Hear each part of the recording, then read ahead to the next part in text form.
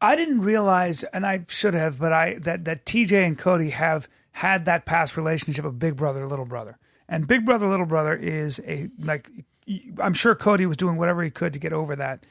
But TJ was his coach. That's a huge thing. I think that's a very big thing.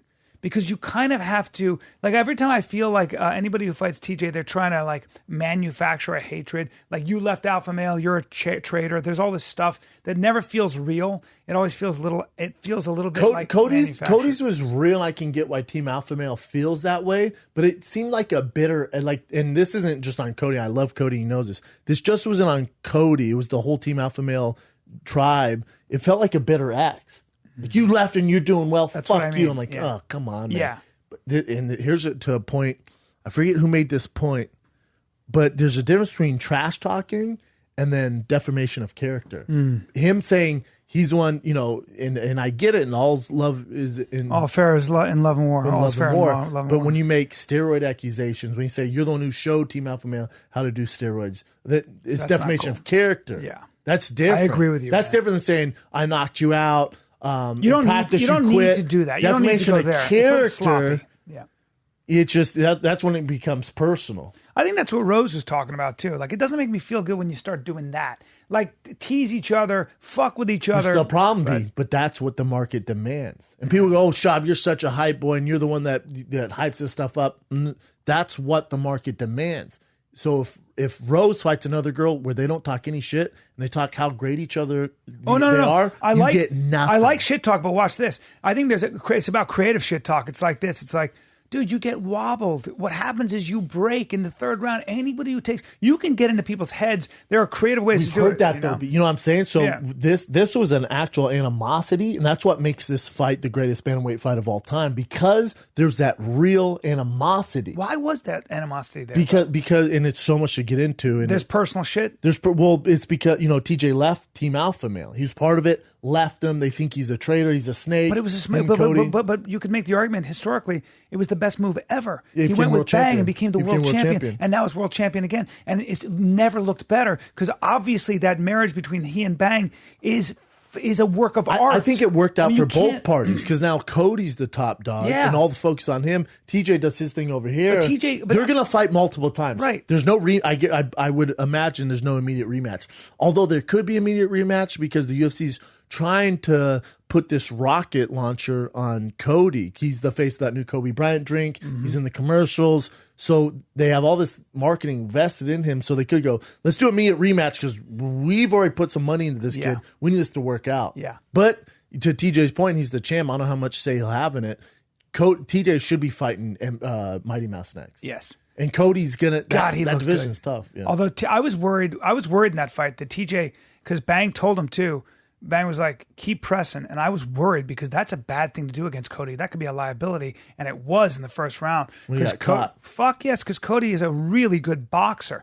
And I feel like he's the hardest hitter in that division. And I feel like if you are walking towards him and making your moves toward him, that's what you have it can to be do, a liability. That's what you have to do to beat Cody. Yeah. You don't want can't him let to come him dictate to you forward. Hell no. No, so it's better to go toward him. You want him on his back. You want him on his back foot. Either way, Bang and TJ obviously know a little more than I do about this and that strategy. I think looked amazing. TJ and Cody, if they fight 10 times, it's a different result 10 times. Really? Which is I fascinating. You think TJ beats him every time? I think TJ beats him 8 out of 10 times. Oh, no. And I'll tell you why. No. I think TJ has I think TJ is just more skilled at the end of the day. And you know what? This is what I think. I think I'll tell you what. I think Cody's a better boxer. I think Cody might be the best boxer along with Conor McGregor in the game.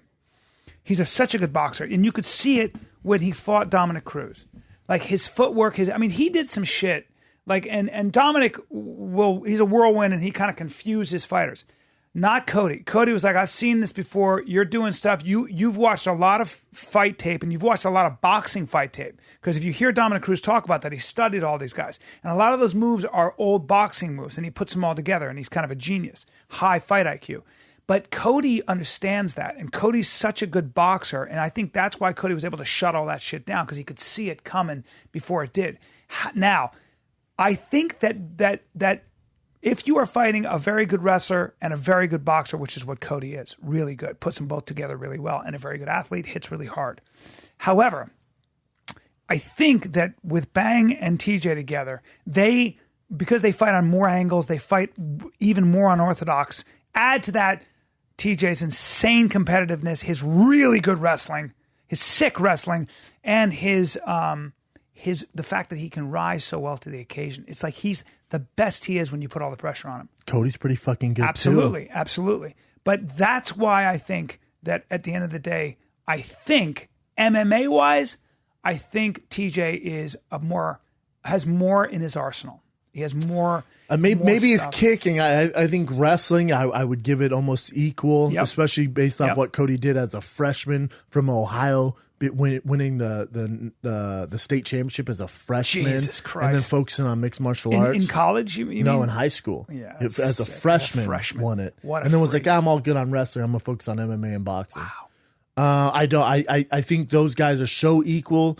I think, TJ's kicking is what can mix it up, but he didn't even use his wrestling because they're both aware of how hard they are to take each other down. Remember, he knocked him out with a punch too, though, at the same time, right? So his punching as well, not to be underestimated in any way. TJ's? TJ, No, not at all. Yeah. Not at all. But I think those two are so close. Yep. You're going to see them fight. There's going to be a trilogy, and it's a toss-up. Every time it's a toss-up. Yep. Every time.